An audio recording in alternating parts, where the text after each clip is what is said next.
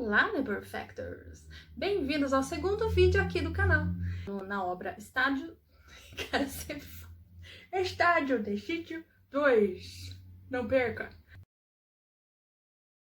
Este é o segundo vídeo do processo do nosso trabalho Cada Um Tem a Sua Primavera, a minha da Rosas de Ferro, que a gente vai postar aqui no YouTube pra vocês e também lá pelo Instagram.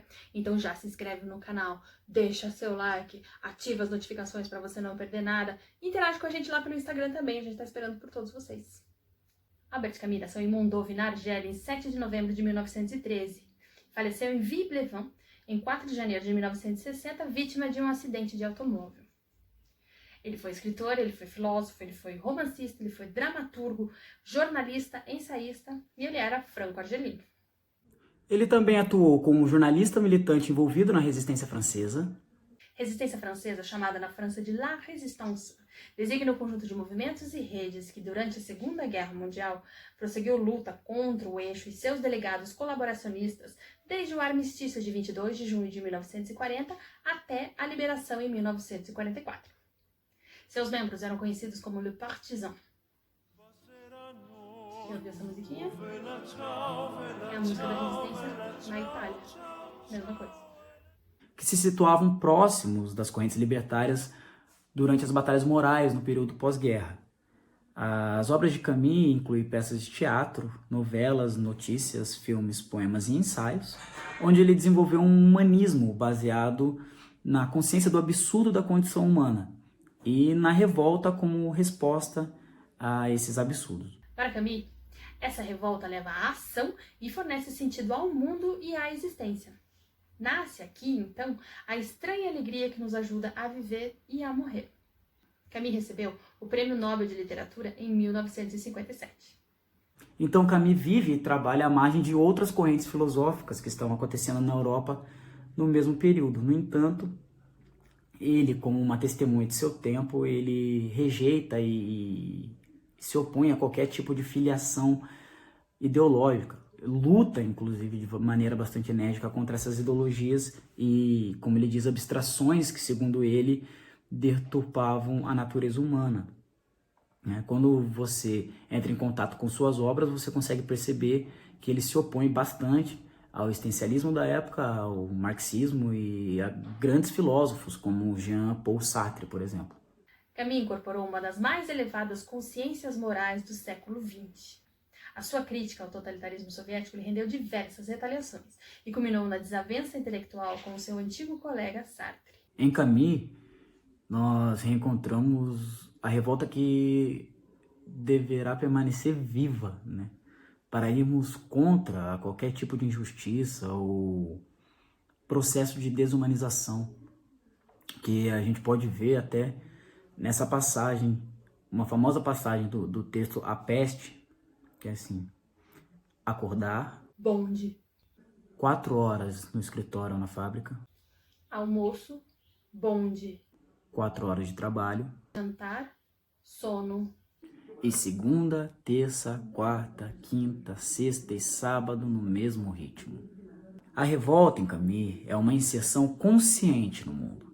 O Théâtre du Travail estreou em 25 de janeiro de 1936, com uma adaptação feita por Camus da novela de Moreau, O Tempo do Desprezo. A trama da peça é a prisão e o interrogatório do comunista Kastner pelos nazistas, a sua fuga e o seu reencontro com a sua mulher. Que, coincidentemente, é o mesmo dia que Hitler fala ao Paris Soir, o jornal, que eles iam recuperar suas colônias. Para Camus, o teatro é muito mais do que representar e dirigir. Segundo alguns autores, Camus incorpora lições do alemão Piscator e dos russos Meyerhold e Stanislavski. De Piscator, ele abstrai a ideia de um teatro e de um drama feitos para servir a plateia proletária sem uma rejeição completa da tradição, em que o ator deveria converter-se em político, apresentando o material de forma clara e concreta aos seus iguais, no estilo do Manifesto de Lenin. De Meyerhold, Camus incorpora a proposta de um teatro universal festivo que intoxicaria o espectador com a taça dionisíaca de eterno sacrifício e faria dele um quarto criador, além do ator, além do diretor e além do autor. de Stanislavski, provavelmente suas famosas produções de Chekhov e Gorky, que o tornaram símbolo teatral do realismo no teatro russo. Entretanto, já nesse período de sua nova jornada, ele se identifica mais claramente com Jacques Coupeau, que se refere ao resgate da pureza do teatro, à disciplina e rejeição ao naturalismo. Inspirado na repressão violenta e cruel de uma insurreição de mineiros na Espanha em 1934, o Camus escreveu Revolta nas Astúrias. E uma curiosidade que, devido ao fato do prefeito de Argel na época ser de extrema direita, ele não cedeu às salas de teatro para que a peça pudesse ser representada, então a peça não foi representada, foi cancelada.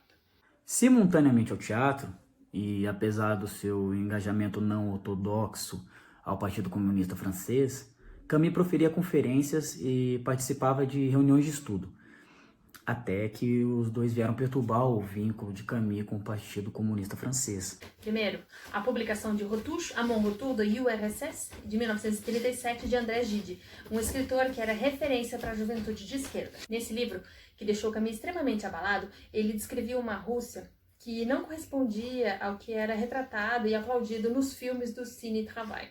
O segundo fator foi a declaração pelo 7º Congresso da Internacional Comunista de que a missão, ou a principal tarefa de todo comunista nos países coloniais, seria de trabalhar na criação de uma frente popular anti-imperialista.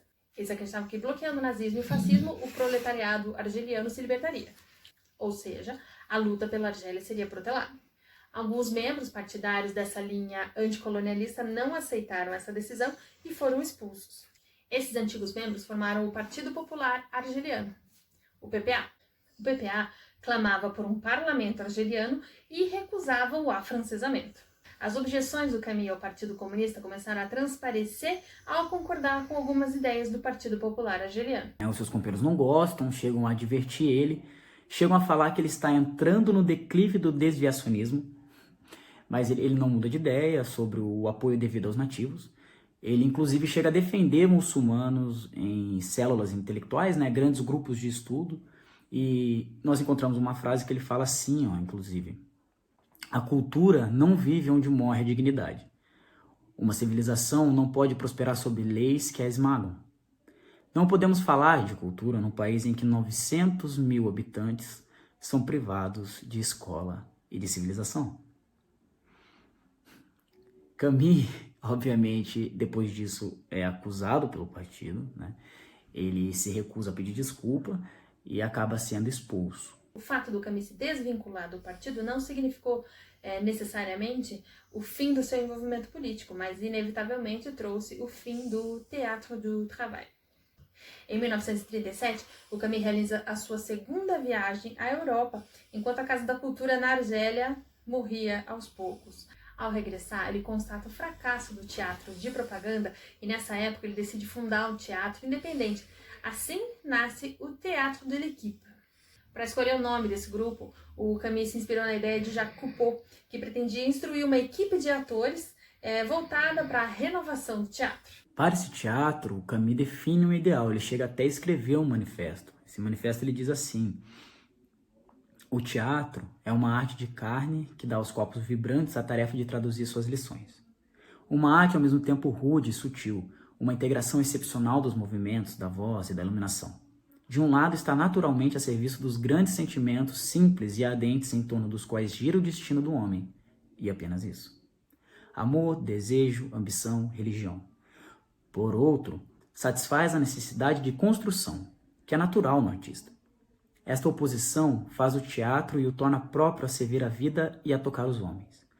O Théâtre de l'Équipe restituirá essa oposição, isto é, ele pedirá às obras a verdade e a simplicidade, a violência nos sentimentos e a crueldade nas ações. O Théâtre de l'Équipe não contava com o apoio da Casa de Cultura de Argel e pretendia ser totalmente desvinculado de qualquer movimento político. Isso, inclusive, impediu o projeto de qualquer tipo de turnê em Oran, na Argélia. O grupo não chegou a se desfazer, mas as dificuldades aumentaram muito e ainda mais com o anúncio do início da guerra, o que obrigou o Camus a se dedicar à carreira de jornalista. Ele chega, nessa época, a publicar aproximadamente 50 artigos sobre arte e literatura e faz também algumas reportagens, mas o que ele queria mesmo era dedicar as suas obras, Ele fala, em 1957, quando estava recebendo o Prêmio Nobel, em Estocolmo, que estava planejando uma tríade. Ele queria escrever um romance, uma peça teatral e um ensaio. Em 1939, quando o Reino Unido e a França declaram guerra ao Reich, o Camus se torna redator-chefe do Le Soir Républicain. Le Soir Républicain é um jornal ligado ao Alger Républicain. O Alger Républicain paralisou a sua distribuição logo no início da guerra. O Le Soir resistiu ainda algum tempo, sob dificuldades financeiras e entre manobras contra a censura. Com a guerra e as dificuldades financeiras, Camus se muda para Paris, ele se distancia um pouquinho do teatro, mas continua ainda escrevendo algumas peças teatrais e realizando algumas adaptações também. Já no final dessa segunda experiência com grupos teatrais, ele afirma numa carta a Jean Sicard, em agosto de 1938, que devia ao teatro algumas de suas alegrias mais puras e certo número de amizades sólidas. E o teatro é lindo. Ele termina o Mito de Sísifo e O Estrangeiro, que são publicados em 1942. Tudo isso acontece com ele tentando se recuperar de uma tuberculose novamente. E além disso, ele estava trabalhando no romance A Peste e na peça O Mal Entendido. Ao regressar a Paris de uma fazenda próxima de Le Chambon, onde o Camus se isolou para tratar de mais uma crise de tuberculose, dessa vez no pulmão direito, ele é recebido pelos intelectuais de esquerda. Com esses novos amigos, ele faz leituras e apresentações de peças e trabalha como diretor e como ator. De 1945 a 1948, com o fim da guerra e o início da Guerra Fria, o Camus se distanciou um pouquinho do palco, mas continuou escrevendo peças. Nesse período, ele publica A Peste, em 1947, escreve e representa as peças Estado de Sítio, em 1948, e Os Justos, em 1949. E ainda trabalha nos ensaios do O Homem Revoltado. O Homem Revoltado foi um trabalho que gerou uma cisma entre os intelectuais de esquerda, o que se evidenciou com a publicação desse ensaio em 1951. O teatro ele acabou ganhando novas forças no trabalho do Camus, que estava um pouco ressentido na época e chegou a afirmar que prefere. A companhia de pessoas de teatro, virtuosas ou não, a dos intelectuais, meus irmãos, não apenas porque é sabido que os intelectuais raramente amáveis não conseguem amar uns aos outros, mas é que na sociedade intelectual, não sei porquê, tenho sempre a impressão de que há alguma coisa pela qual tenho que ser perdoado. Na verdade, o pouco de moral que sei, aprendi nos campos de futebol e nas cenas de teatro que continuarão sendo minhas verdadeiras universidades. Apesar do rompimento com o Partido Comunista, as convicções políticas do Camus elas continuam de esquerda, apesar de ser uma esquerda que não seguia mais o comando da União Soviética. E mais, para o Camus, a peste metaforizada no romance A Peste e na peça Estado de Sítio podia ser tanto o nazismo, quanto o fascismo, quanto o próprio comunismo. Com o fim da Segunda Guerra, Camus e Sartre concordavam que os intelectuais europeus tinham que tomar uma iniciativa para que a Europa pudesse se opor às grandes potências norte-americanas e soviéticas, né? Quando acaba a Segunda Guerra Mundial, são os Estados Unidos e a União Soviética que viram as grandes potências do mundo, tanto é que tem a Guerra Fria e enfim. O que o Camus queria era criar uma organização de defesa dos direitos humanos sem a mão do Partido Comunista, né? Sem intervenção do Partido Comunista. O Sartre já não concordava nesse ponto.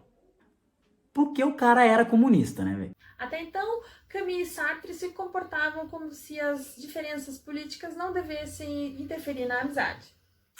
Mas era evidente que a amizade deles estava muito abalada.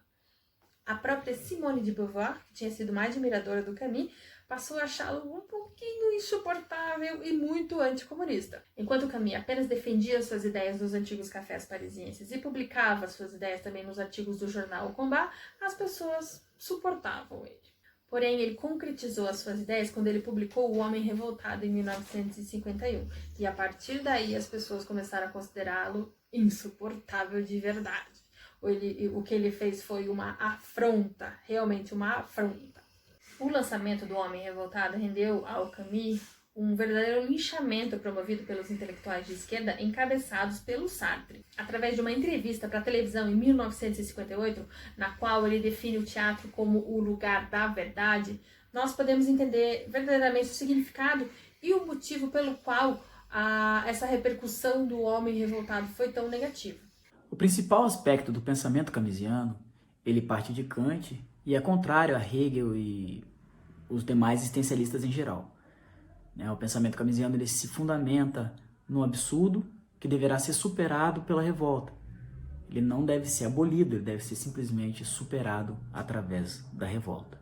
O absurdo existe na revolta e a condição de existência deste é o próprio absurdo. O conceito de revolta em Camus aproxima-se da própria definição de tragédia que ele mesmo faz. Em ambos, existe o confronto com uma ordem divina ou uma ordem humana em que há um limite que a gente não pode ultrapassar. Nas tragédias antigas, esse limite se dava no combate entre bem e o mal, né?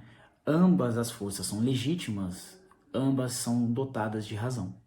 Para Camus, a fórmula trágica por excelência de uma tragédia é todos são justificáveis, ninguém é justo. Se cada um é injusto e justificável, há necessidade de um limite em cada confronto, de prudência em cada ação.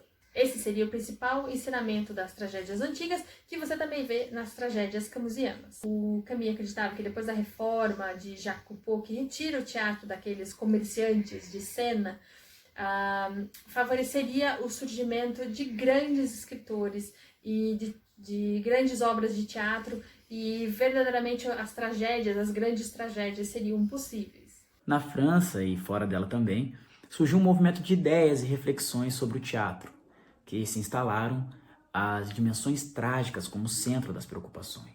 Camus, em Sobre o Futuro da Tragédia, afirma que a produção mais significativa de sua época, como ele diz, foi o belo livro de Antonin Artaud, O Teatro e Seu Duplo. A admiração de Camus por Artaud, ela pode ser verificada tanto na criação quanto na encenação do Estado de Sítio, a peça que representou a grande tentativa do Camus na fundação da tragédia moderna. A peça, no caso, que é a nossa inspiração para esse trabalho agora, nesse momento. Quero agradecer muito a todos vocês que têm acompanhado o trabalho da Nê Perfecta, que ficaram com a gente até aqui. Então não deixe de se inscrever no canal, não deixe de acompanhar a gente. Interage com a gente lá no Instagram também, a gente tem muito para conversar a respeito dessa obra. Tem sido uma pesquisa muito interessante e muito enriquecedora para todos nós da companhia Nê Perfecta. Então se você gostou do vídeo, já deixa o seu like aí. Muito obrigada por você acompanhar o trabalho da Nê Perfecta e fica com a gente. Até o próximo vídeo.